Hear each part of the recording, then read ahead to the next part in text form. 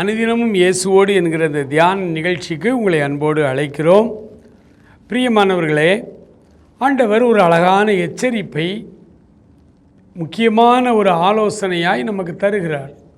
எபேசியர் 4ஆம் அதிகாரத்திலே 30வது வசனத்தை உங்களுக்காக நான் வாசிக்கிறேன்.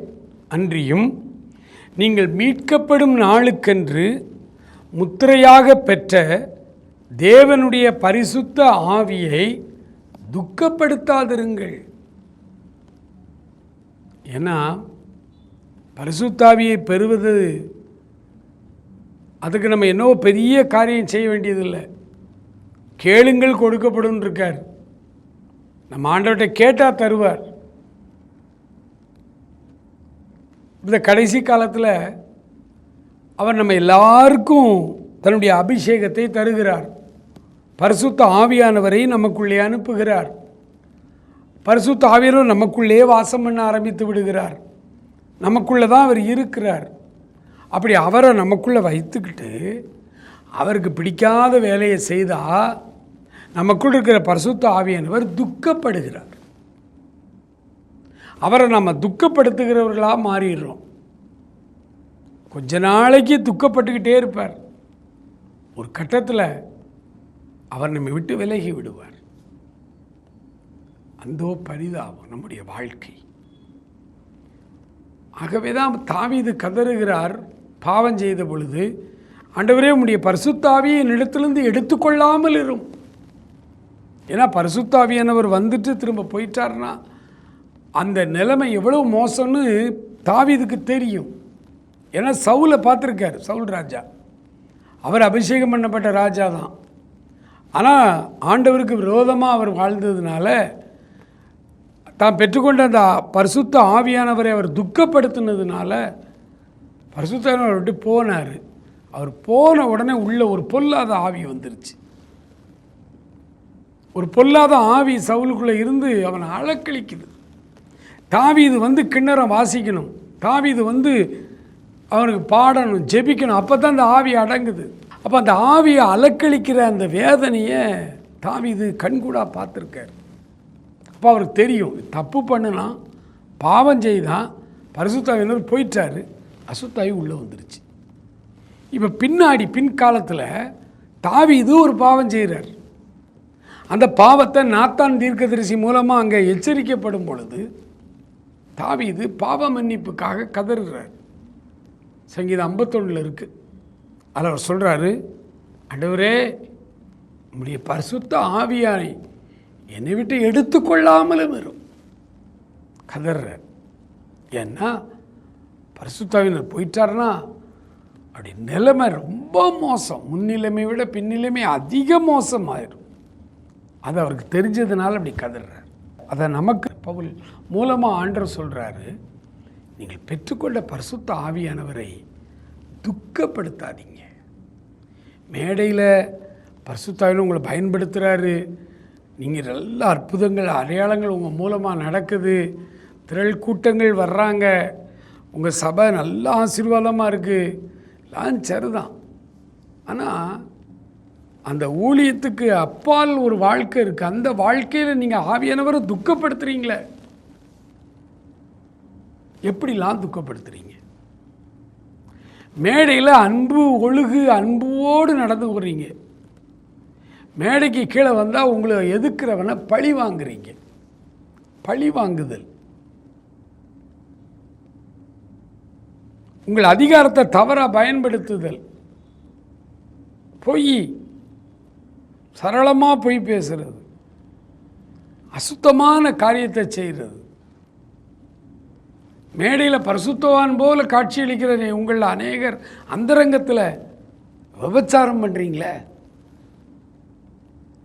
அப்போ உங்களுக்குள்ளே இருக்கிற பரிசுத்த ஆவியானவருக்கு அது எவ்வளவு துக்கமான நிகழ்ச்சியாக இருக்குன்னு பாருங்கள். இந்த பரிசுத்த ஆவியானவரை துக்கப்படுத்துகிற மிக முக்கியமான காரியம் என்ன தெரியுமா? உங்களுக்கு விரோதமாக தப்பு செய்தவங்களை மன்னிக்காமல் இருக்கீங்க பார்த்தீங்களா? அதாங்க பெரிய பிரச்சனை. விபச்சாரத்தை விடவும் அதிகமாக நீங்கள் ஆண்டவரை துக்கப்படுத்துகிற நிகழ்ச்சி என்னென்னா, ஆண்டவர் உங்களுக்கு மன்னிச்சிருக்கிறாரு. ஆனால் நீங்கள் உங்களுக்கு விரோதமாக தப்பு பண்ணுற ஒருத்தனை மன்னிக்கிறது இல்லை. இது ஆண்டவர் திரும்ப திரும்ப திரும்ப சொல்கிறார். 32ஆம் வசனத்தை இந்த எபேசியர் 4ஆம் அதிகாரத்தில் வாசிக்கிறேன். ஒருவருக்கொருவர் தயவாயும் மன உருக்கமாயும் இருந்து கிறிஸ்துவுக்குள் தேவன் உங்களுக்கு மன்னித்தது போல நீங்களும் ஒருவருக்கொருவர் மன்னியுங்கள். ஒரு போதகர், அன்பு நிறைந்த போதகர், அவர் அடுத்தவர்களுக்கு நல்லா உதவி செய்யக்கூடியவர். அவரிடத்தில் அசிஸ்டண்ட்டாக ஒரு பயிற்சி ஆயர் வந்தார். அவர் இன்னும் ஆர்டினேஷன் வாங்கலை. இப்போ அவருக்கு சம்பளம் கம்மி, குடும்பத்தில் ஃபைனான்சியல் பிரச்சனை, ஒரு முக்கியமான பிரச்சனை. அவருக்கு ஒரு 12,000 ரூபா தேவைப்படுது. அப்போ ஆயர்களுக்கே சம்பளமே 12,000 தான். அப்போ அந்த ஆயர்கிட்ட வந்து அவர் அழுற மாதிரி தன்னுடைய பிரச்சனையை சொல்கிறார். சொன்ன உடனே அந்த மாத சம்பளம் அந்த ஆயருக்கு 12,000 ரூபா கவரில் இருக்குது. இப்போ மாதிரி ஜிபே எல்லாம் இப்போ கிடையாது. அந்த சம்பள கவரை அப்படியே அவர்கிட்ட கொடுத்து, இதை எடுத்துகிட்டு போ, அந்த பிரச்சனையை போய் பாரு. ஐயா, சம்பளத்தை அப்படியே தர்றீங்களே நீங்கள், நான் ஏதாவது பண்ணிக்கிட்டேன், நீ போ. வாங்கிட்டு போயிட்டார். இவரும் கிறிஸ்தவ பண்பில் நம்ம இறக்கம் செய்கிறோம் அப்படி இப்படின்னு இவர் நினச்சிக்கிட்டார். நினச்சி, ஏன்னா இவர் இயல்பாகவே அப்படி உதவி செய்யக்கூடியவர். அவன் வாங்கிட்டு போயிட்டார். அந்த ஆள் எல்லாம் சரியாயிட்டு அவர் ரொம்ப இந்த ஆயர்கிட்ட ஒரு ஃபெய்த்ஃபுல்லாக கிரேட்ஃபுல்லாக அப்படி இருந்தார். ஆனால் கொஞ்சம் காலங்கள் கழித்து அவர் ஆயர் ஆகும் பொழுது ஒரு முக்கியமான அந்த டயசிஸ் பிரச்சனையில் இந்த உதவி செய்த ஆயருக்கு எதிராக வந்து நிற்கிறார். நேர் எதிராக வந்து நிற்கிறார். இவரால் அதை தாங்கிக் கொள்ளவே முடியல. ஆண்டவரே, நான் எவ்வளவு கஷ்டத்தில் என் மாத சம்பளத்தை அப்படியே கொடுத்து நான் அந்த மாதத்தில் நான் எவ்வளோ கஷ்டப்பட்டேன். ஆனால் அவனுக்கு அவ்வளோ உதவி செய்தேன், எனக்கு நேர் எதிராக வந்து நிற்கிறானேன்னு சொல்லி அவரால் சகித்து கொள்ளவே முடியலை. அன்று இரவு அந்த போதகர் ஜெபித்து விட்டு படுக்கும் பொழுது ராத்திரி கனவுல ஆண்டவர் வந்து பேசினார். உன்னை நான் மன்னிச்சேனப்பா, நீ எனக்கு எதிரடியாகத்தானே இருந்த, துர்க்கிரியைகளினாலே எனக்கு சத்துருவாத்தானே நீ இருந்த, உன்னை நான் மன்னிச்சேன்ல. என்னைக்காவது நான் உன்னைய மன்னிச்சிருக்கேன்னு குத்தி காட்டினேன்னா, மன்னிச்சு மறந்துட்டேன்ல, நீனும் அவனை மன்னிப்பா. நடுராத்திரியில் அந்த கனவு முடிந்து எழுந்து உட்கார்ந்து படுக்கையில் அந்த பெரிய போதகர் ஜெபித்தார். ஆண்டவரே, நீங்கள் என்னை மன்னித்த மாதிரி நான் அவனை முழுசாக மன்னிச்சிடறேன், இனிமேல் நான் அதை நினைக்கவே மாட்டேன்னு சொல்லி. எனக்கு அன்பானவர்களே, இந்த காலை வேளையில் ஆண்டவர் திரும்ப திரும்ப உங்களோடு சொல்கிறார், பெற்றுக்கொண்ட பரிசுத்த ஆவியானவரை தயவு செய்து துக்கப்படுத்திடாதீங்க, அதில் கவனமாக இருங்க. ஆவியில் நிறைஞ்சு அந்நிய பாஷை பேசி ஆண்டவரை நல்லா துதித்து அநேகரை நீங்கள் ஆவியானவருக்குள்ளாக கொண்டு வர்றது நல்லது தான். ஆனால் உங்களுக்குள் இருக்கிற ஆவியானவரை பல நேரங்களில் நீங்கள் துக்கப்படுத்துகிறீங்கன்னு ஆண்டவர் சொல்கிறார்.